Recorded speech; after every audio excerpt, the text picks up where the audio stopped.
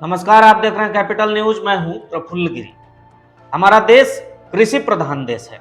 सरकारें चाहे जो भी रही हो, किसान से जुड़े मुद्दे, खेती की बातें सबके कार्यकाल में होती रही।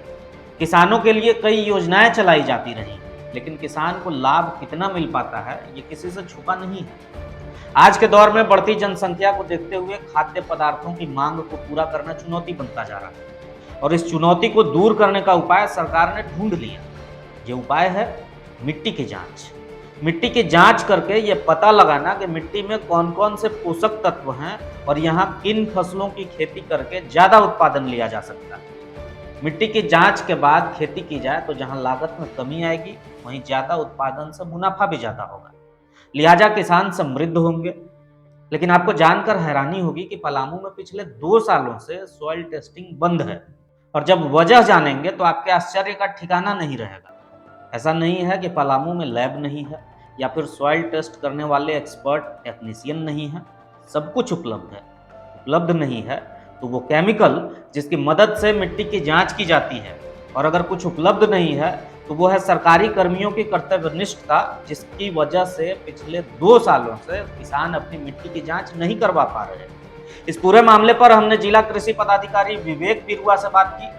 कुछ सप्ताह पहले ही जिला कृषि पदाधिकारी का कमान संभाले युवा पदाधिकारी विवेक बिरुआ ने इस दिशा में की गई अपनी पहल को बताया, और साथ ही ऐप के माध्यम से निबंधन करने वाले किसानों के लिए वैकल्पिक रूप से सैंपल लातेहार भेजकर सॉइल टेस्ट कराने की उन्होंने जानकारी दी। सबसे पहले मैं बताना चाहूँगा कि मैं 12 जनवरी को मैं यहाँ पर पूर्ण रूपेण प्रभारी डीओ के रूप में पदस्थापित हुआ हूँ।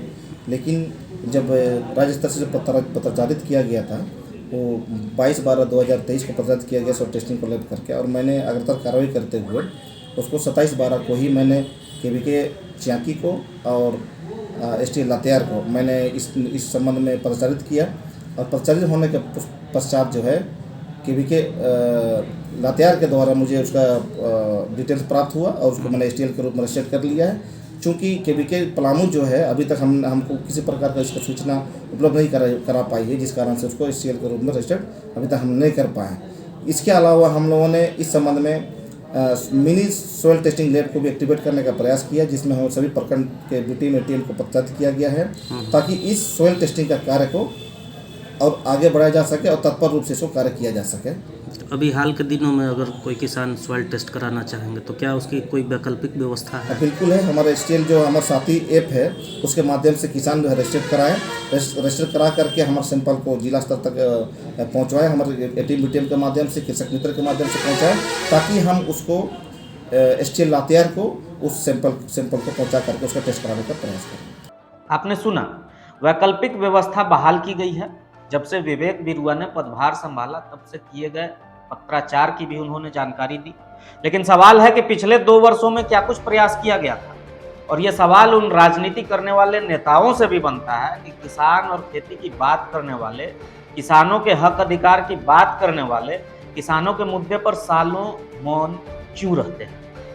पलामू से जुड़ी खबरों से अपडेट रहने के लिए आप देखते रहिए कैपिटल न्यूज।